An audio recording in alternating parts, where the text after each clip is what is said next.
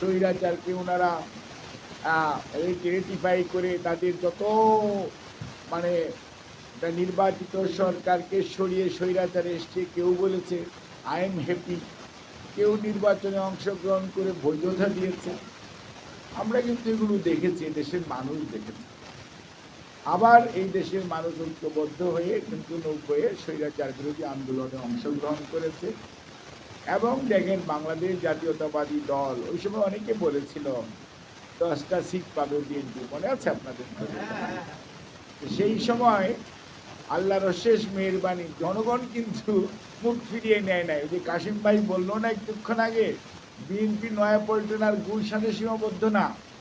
BNP এখন শহীদ জিয়ার গড়া দল, এখন গ্রাম গ্রামান্তরে মানুষের, যার জন্যই সমস্ত জরিপকে ভুয়া প্রমাণিত করে ওই সময় 91-এর শাহাবুদ্দিন সাহেবের তত্ত্বাবধায়ক সরকারের আমলে একক সংখ্যাগরিষ্ঠ দল হিসাবে জনগণ তাদেরকে দায়িত্ব দিয়েছে। এবং দায়িত্ব নিয়ে বিএনপি কিন্তু জনগণের যে মনের ইচ্ছা, অর্থাৎ প্রেসিডেন্সিয়াল ফর্ম অফ গভর্নমেন্টে কিন্তু ইলেকশন হয়েছিল, কিন্তু পরবর্তীতে সেটি সংসদীয় পদ্ধতিতে রূপান্তরের যে প্রচেষ্টা, অর্থাৎ যে শাসন ব্যবস্থা, সেটি কিন্তু বেগম খালেদা জিয়ার নেতৃত্বে ওই সময়কার সংসদে সেটি পাশ হয়েছে। আমাদের এখানে কয়েকজন বক্তা বলেছেন বাকশালের কবর থেকে কিভাবে বহুদলীয় গণতন্ত্র রচিত হয়েছে। বাকশালকে কবর দিয়ে শহীদ জিয়া করেছেন 79-এর পার্লামেন্ট।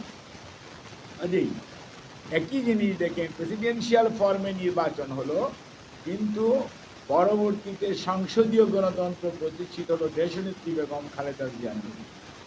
এই দুটো কথা আমি এখানে আনলাম এই জন্যই, যারা আজকে দেশের সংস্কারের কথা বলেন, দেশের সংস্কার এর জন্য চিন্তা করেন, তাদের বোঝা উচিত এই practice has been started by the BNP, not by the people. যারা এখন কথা বলছে এরা কিন্তু জীবনেও কোনোদিন এই সমস্ত দায়িত্ব পালন করে নাই, তাদের ট্র্যাক রেকর্ডে নাই যে তারা কোনো সংস্কার জীবনে কখনো করতে পেরেছে, ভবিষ্যতে হয়তো করতে পারে, সেইটা ভবিষ্যৎ বলে।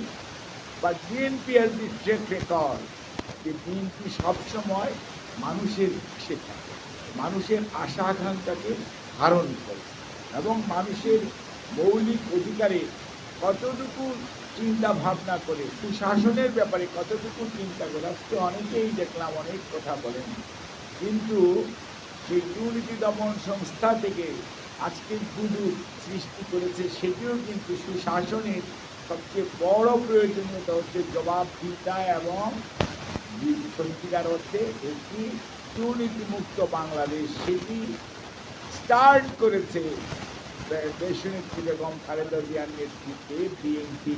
কারণ বিএনপি সুশাসনে এবং বিএনপি সুশাসনে বিশ্বাস করে দেখেই আজকে যত কমিশন দেখেন, প্রত্যেকটা কমিশনের পিছনেই শহীদ জিয়াউর রহমান এবং বেগম খালেদা জিয়ার নাম অথবা বিএনপি সম্পর্ক।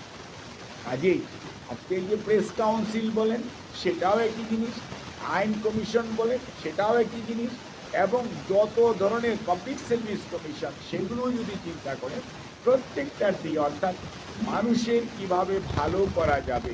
মানবাধিকারের অন্যতম পার্ট হচ্ছে যে মানুষের যে মাসুম স্যার বললেন যে জন্মের পরে আমরা যখন ছাত্র ছিলাম পাকিস্তানি পিরিয়ডে এবং পাকিস্তানের পরবর্তী সময় আমরা সবসময় অন্ন, বস্ত্র, শিক্ষা, বাসস্থান এটি আমরা মৌলিক অধিকার বলে স্লোগান দিতাম। আস্তে আস্তে কিন্তু মানুষের চাহিদা, মানুষের বক্তব্য, মানুষের আকাঙ্ক্ষার পরিবর্তন হয়েছে এবং ফান্ডামেন্টাল রাইটসেরও কিন্তু অনেক এডিশন হয়েছে, বাদ যায় নাই, যোগ হয়েছে। এবং সেই জন্যই কিন্তু আজকে মানবাধিকার শব্দটা একটা ব্যাপকতা লাভ করে। এখন আপনি মানবাধিকারের কথা বলবেন, গণতন্ত্রের কথা বলবেন, আপনাকে একটা জিনিস মনে রাখতে হবে, আপনি একটা পদ্ধতিকে কিভাবে ব্যবহার করছেন।